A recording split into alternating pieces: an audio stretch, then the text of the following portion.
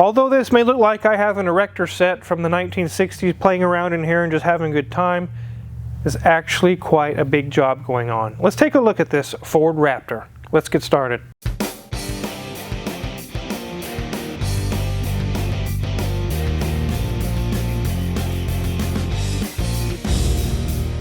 This may look familiar to you. This is actually Tyler Hoover's from Hoovie's Garage, 2013 Ford Raptor.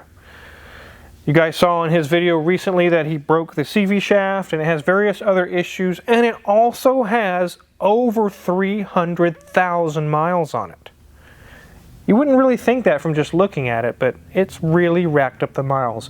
And amazingly, it's in pretty good shape, but some of the things that we're having to do to this today is really extensive, just for an exhaust leak. Let's take a look around this thing and see how good does it look after it's fared 300,000 miles. So here we are at the front of the Raptor, and you can see the hood is open. I'm not going to close the hood because it could punch a hole in it. You can see that threaded all thread or whatever that is sticking up. We definitely don't want to punch a hole in his hood. As we come around to the side, you can see that the wheels are off. Let's go over to that tire and just see how big are they. They're 315/70 R17s. I'm not sure what that equates to in inches, whether it's 33s or 35s, or you guys can let us know in the comments what that is. So Hoovie did not wash it before he brought it here between his last video and now, which you can see some of the dirt on the side, but amazingly the paint is actually in good shape. If you walk around this vehicle and just quickly take a glance, one could guess that it maybe has 150,000 miles on it. It would be hard to believe it has literally double that. It's actually in pretty good shape as far as the body. Let's go ahead and jump under the hood. So here we go, Wizard. Can't you look up here? No, not after the surgery I had. I'm not going to stretch my incisions out. Oh, that's right. I'm sorry, dear. But anyways, this is the 6.2 liter engine in here. I think Hoovie informed me it has over 400 horsepower. Lots of power in this thing. And it doesn't need turbos or superchargers to get that power. It's naturally aspirated. And luckily, we don't have any major issues with the engine itself. It actually happens to have an exhaust leak. And we'll show you here in a little bit that Danielson is not very happy with the amount of work he has to do just to do an exhaust gasket on this. And of course, it's going to be very expensive. I'm going to be very happy to hand the bill to Hoovie on this one. Let's go ahead and take a look at the wheel well right here. One thing that Hoovie thought was strange, and I think it's strange as well, is he's had one of these trucks before, and they both broke the identical CV shaft at the identical wheel, front right. I don't know if there's something to that, but he got kind of rough with it, which is what some people do with these trucks. That's what they're meant for, but it sure didn't handle it very well.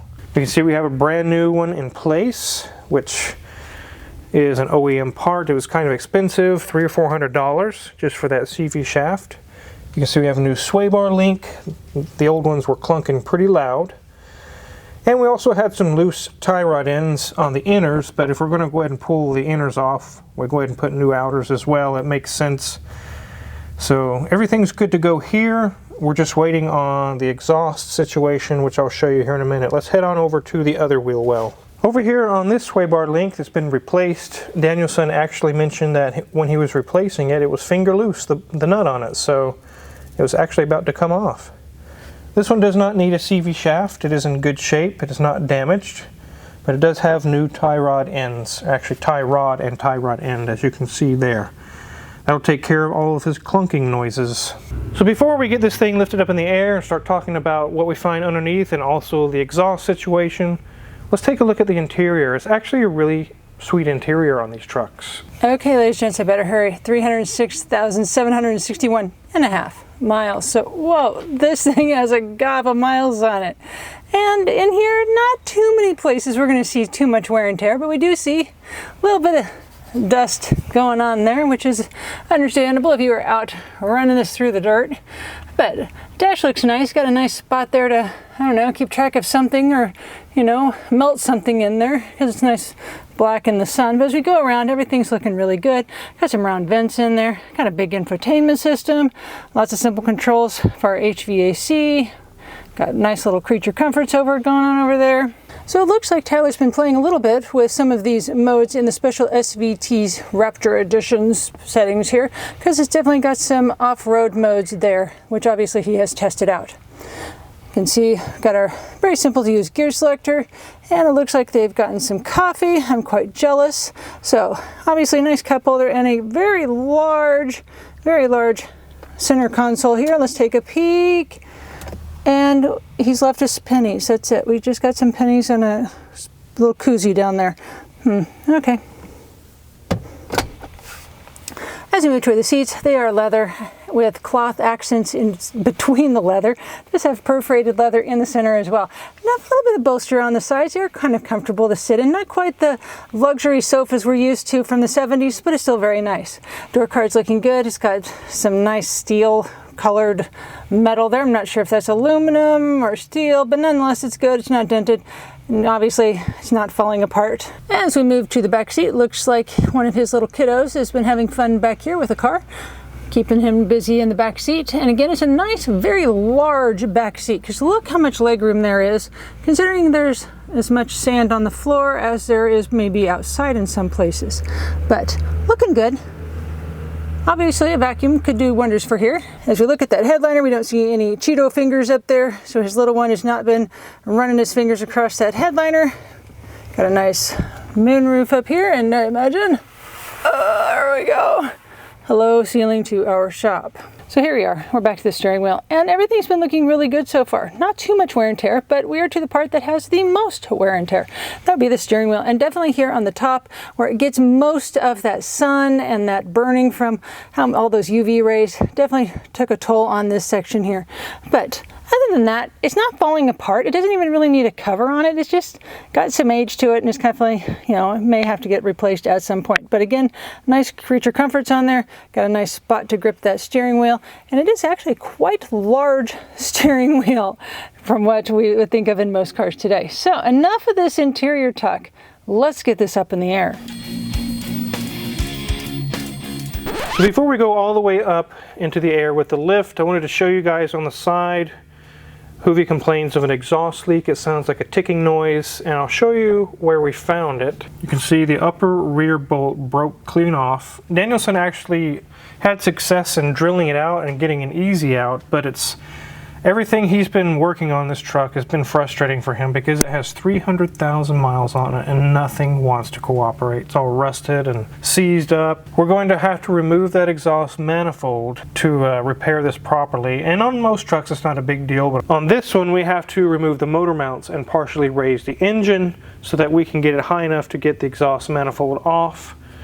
Let's go ahead and raise it the rest of the way up, and we can take a look from underneath. You guys already know I recently had surgery on my neck and in my nose, which makes it where I can't really lean my head back and look up. Luckily, I've got my handy dandy magic wand. I can point to things.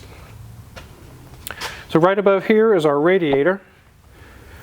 I don't see anything leaking or anything going on, no major issues. We can easily see the front of the engine.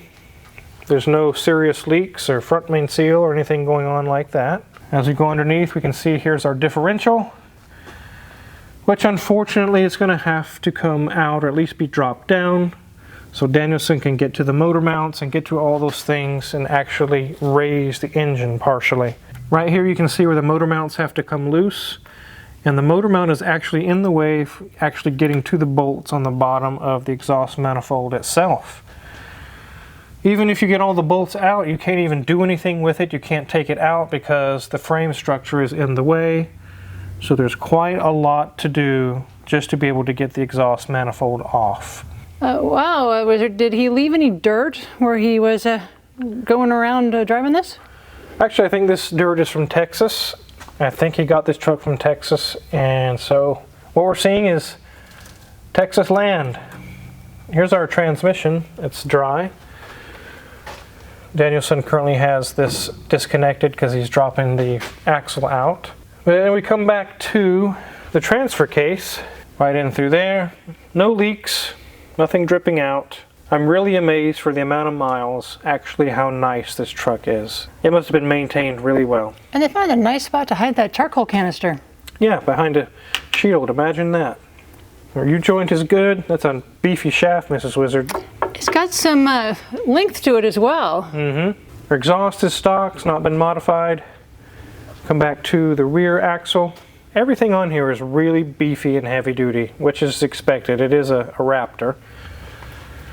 U-joint is good there. Look, Mrs. Wizard, it's happy to see you. I'm not so sure if I'm happy to see it though.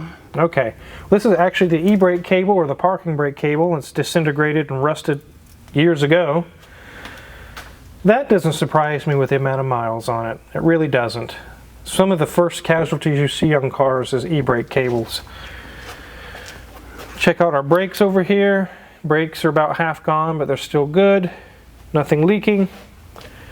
Our Fox shocks are not leaking. Brakes are half gone over here. They look good. Shocks dry over there. There's a tiny bit of seepage here on the differential. That's not anything we're going to worry about. It's so slight and so small. Let's check in 300,000 miles just to get that much. Yeah, it definitely has. Let's check our spare. Nice and full of air. A usable spare. That's good. Well, let's get this thing on the ground. So we'll get all these things taken care of for Hoovie, and who knows how much longer this truck will go. Maybe it'll go past 400,000 miles. It seems like it very likely could. It's not junked out. Believe me, guys, I've seen some cars that are at 175, 225 as far as the miles go, and they're absolutely destroyed. They're roached out. I'm amazed that this one isn't. It really is in pretty good shape. It really depends on how you maintain it and how you treat it. Of course, the first thing Hoovie did is jump it and break the front CV shaft. Imagine that. One of the saving graces for this truck is it came from Texas, probably South Texas, where they don't salt the roads. There's not a bunch of ice storms and things going on, so it really probably saved the bodywork and all the understructure and everything from all the rust. Danielson's definitely having some tough times, though, with some of the bolts and things that are just stripping out. It just comes with the miles.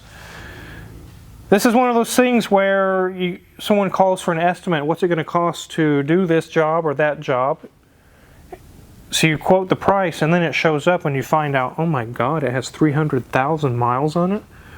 And the price may actually be more than what was estimated because we had to spend an hour fighting with tons of bolts. Seized up bolts, drilling out bolts, rusted bolts, getting the torch out, getting things like that. It's just the name of the game. It's just the way it is.